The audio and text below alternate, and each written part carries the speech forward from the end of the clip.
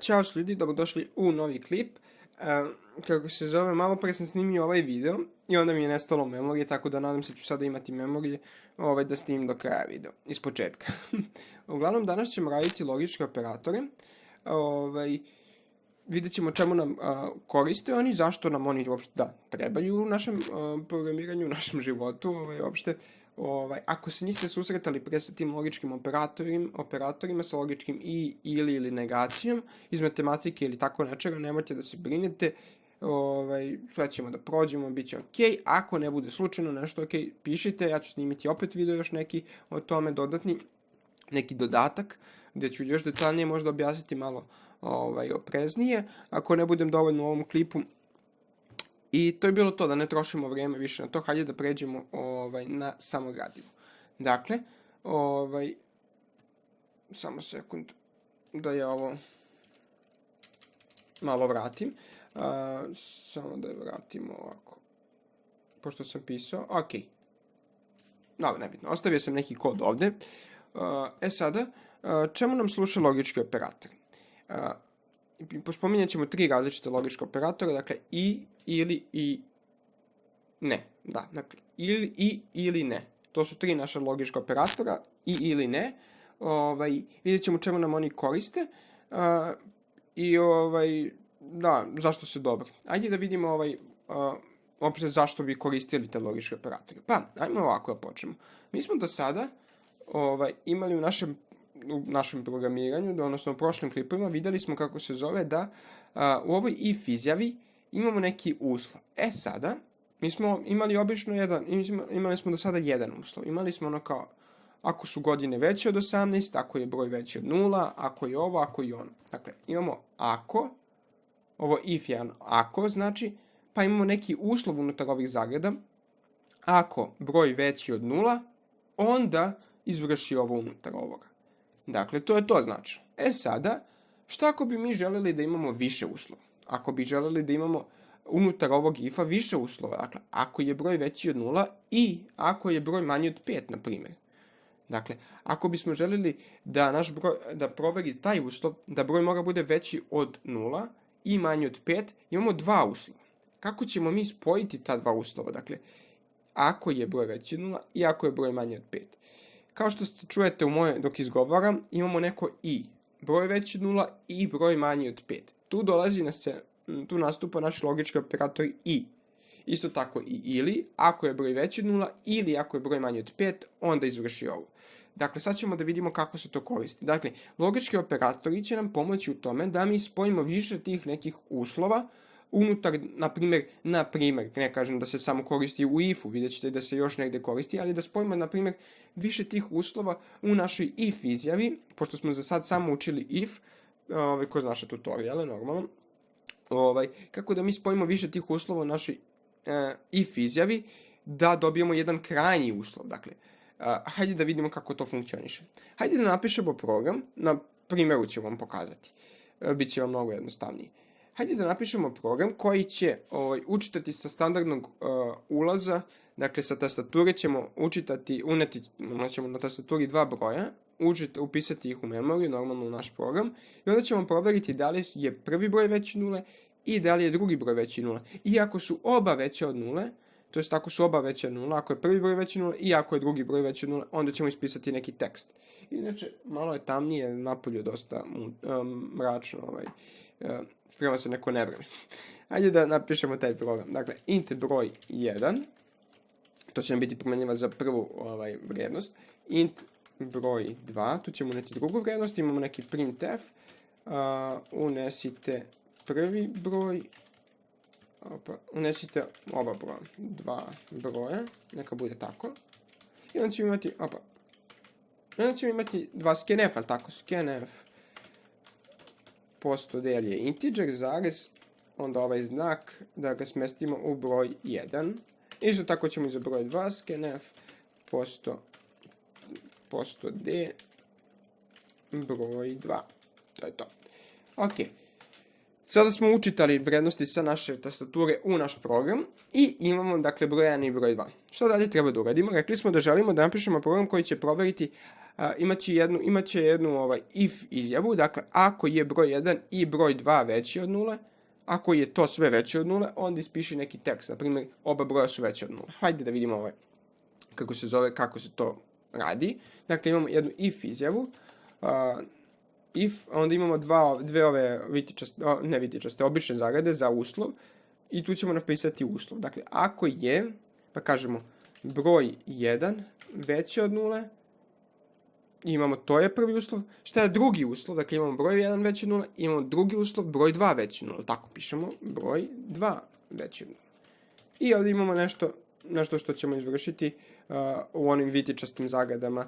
Naprimjer, jedan printf koji će ispisati oba broja su veća od 0. Tako. Znači, ukoliko se ovaj naš uslov ispuni, on će ispisati ovaj tekst. I hajde da vidimo sada šta nam nedostaje u ovom kodu. Pa imamo izjavu if, broj 1 veći od 0, imamo broj 2 veći od 0. Ali nemamo to nešto što nam povezuje ova dva uslova. To su naši logički operatori. Tu nam oni stupaju na scenu.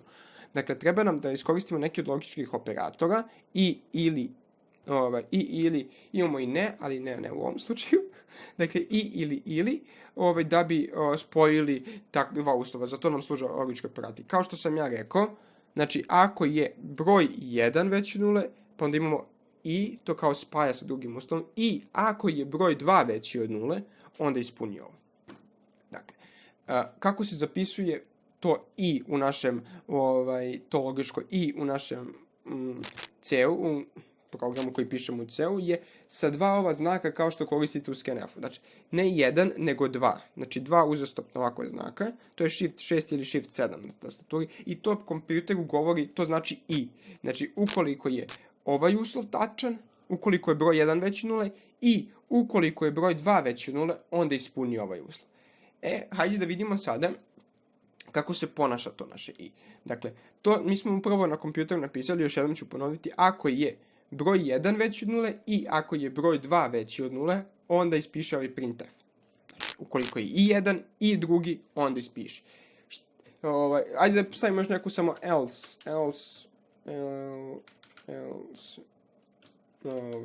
neki kod printf, na primjer, uslov nije ispunjen. Tako.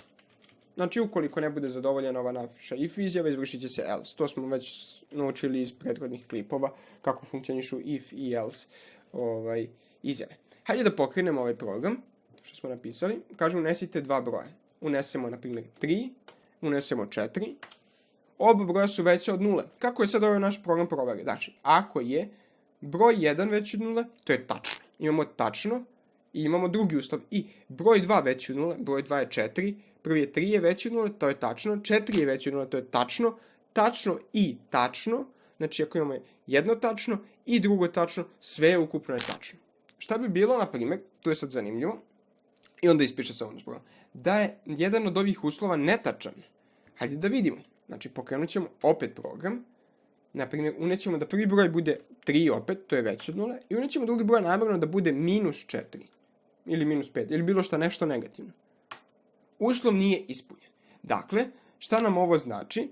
Znači da, 3 je veći od 0, to je tačno, broj 2 je veći od 0, -4 nije veći od 0, znači, tačno i netačno, sve ukupno daju netačno. Znači, i je takav da se ponaša tako da ako su samo oba uslova ili ti svi uslovi kojima koristimo i tačni, znači sve mora da bude tačno da bi ukupno bilo tačno. Jer ovo if gleda samo na kraju jednu vrednost, to je tačno ili netačno, to je 1 ili 0. 1 predstavlja tačno, 0 predstavlja netačno. To sam malo provukao sada u kompjuteru, pošto kompjuter prepoznaje jedinice i 0. Znači, sve ovo ukupno je netačno ako je barem jedan netačan. Znači, dovoljan je da samo jedan bude netačan, sve ostalo će biti netačno. Sve ostalo može bude tačno, ali jedan ako se nađe da je netačan, sve je netačno. Tako se ponaša naše logičko i. Dakle, sve mora da bude tačno da bi naš uslov prošao. Hajde da vidimo, to sam našao sada jedan sajt. Tabelica stanja operatora.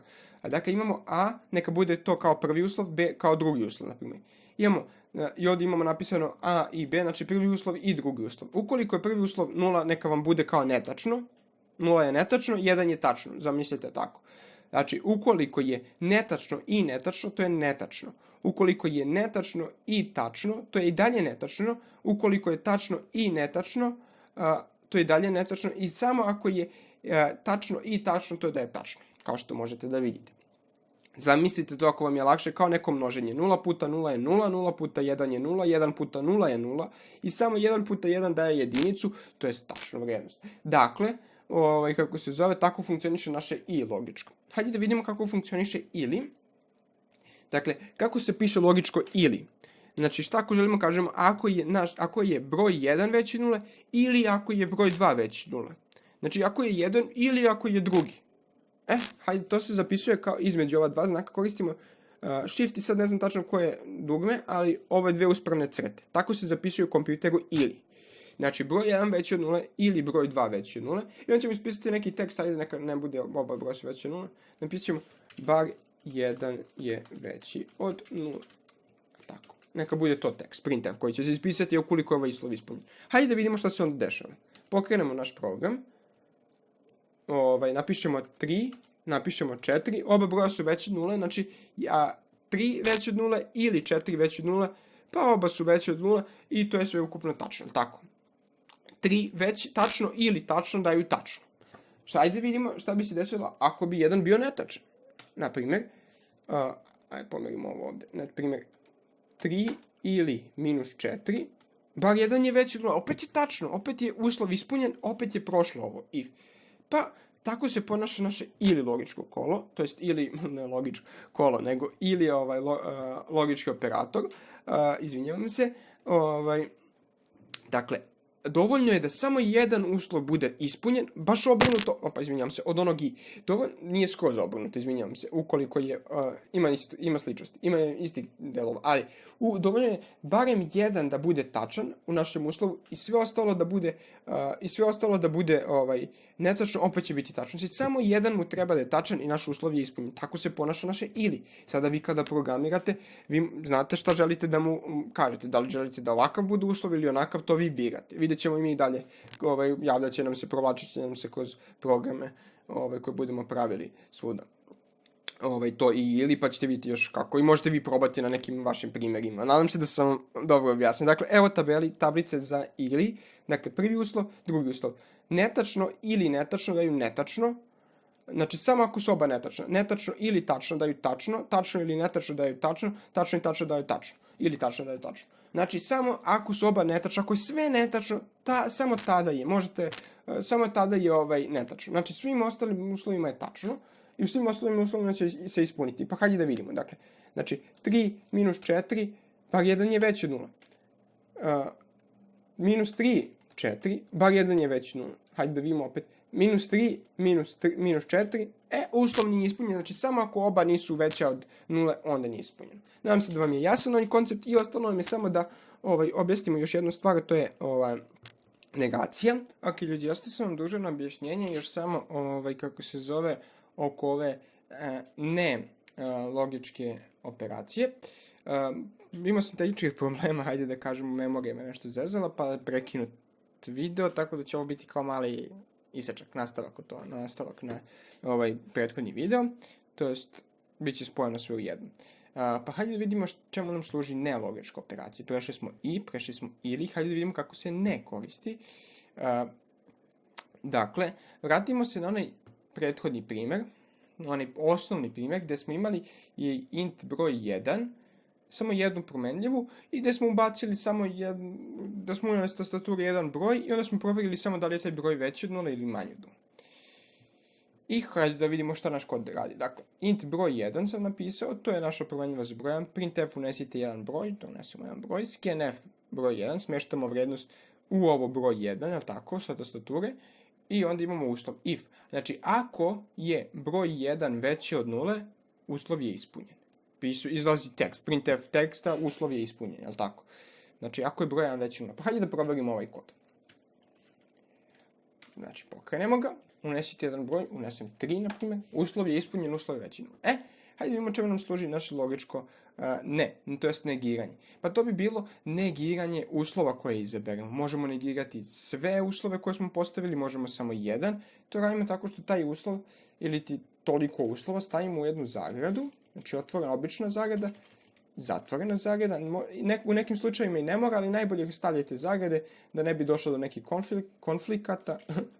Opa, izvinjavam se, malo me zeza nikako da stavim u zagradu, evo ga. Dakle, stavite uslov u zagradu i stavite jedan uzvičnik ispred zagrade. I to što sad znači? To znači negiranje tog uslova koji ste izabrali. Dakle, negiramo uslov broj 1 veći od 0, znači bit će ono suprotno.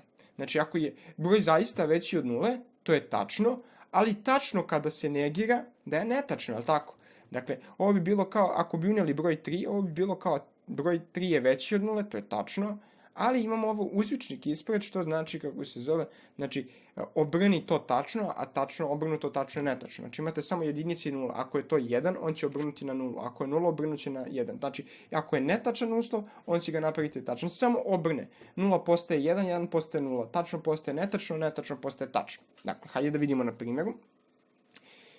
Pokrenemo program. Unesemo sada 3 kao i prošli put. Ali sada se ništa ne dešava, to jest nema ispisa uslov je ispunjen, zato što ne radi ovo ovdje, a ispod nismo ništa napisali da se dešava ako uslov nije ispunjen. Dakle, naš uslov nije ispunjen. Ako unesemo 3, jel tako? Opa, izvinjam se. Ako unesemo 3, da, to je naš problem. Znači, to nam menja. Znači, postaje netačno i if vidi, znači ako, ali unutra je netačno, znači uslov nije ispunjen i ne izvršava se if. Dakle, ali šta bi bilo, na primjer, kada bi unijeli -3? Hajde da vidimo, pokrenemo. Izvinjavam se. Opa. Pokrenemo i hajde da vidimo sad. Čekajte sekund, samo da izbrišem. Tako. Pokrenemo program. Hajde, pokreni se. Evo ga. I šta sad imamo? Unesite jedan broj. Hajde da unesemo -3, da vidimo šta će da biti. Uslov je ispunjen. Ajde da vidimo kako se sad to desi. Dakle, unesemo -3, on ovdje gleda. Znači, -3 veći od 0, pa nije veći od 0, to je netačno, ali netačno kada je negirano nam daje tačno. Dakle, ovaj uzvičnik nam daje tačno. I onda je naš uslov ispunjen. Nadam se da ste me razumeli. Evo je ovdje još jednom tabelice. Kako se zove, stopirajte video pa možete pogledati ili nađete, ne znam, ovo sam samo našao negdje random na internetu. Dakle, uslov, ako je netačan, postaje tačan. Ako je tačan, postaje netačan kada stavite uzvičnik ispred njega. To bi bilo to, ljudi, sve za ovaj klip. Nadam se da sam bio jasan. Do sljedećeg klipa, pozdrav i pišite ako nešto nije bilo jasno. Ćao!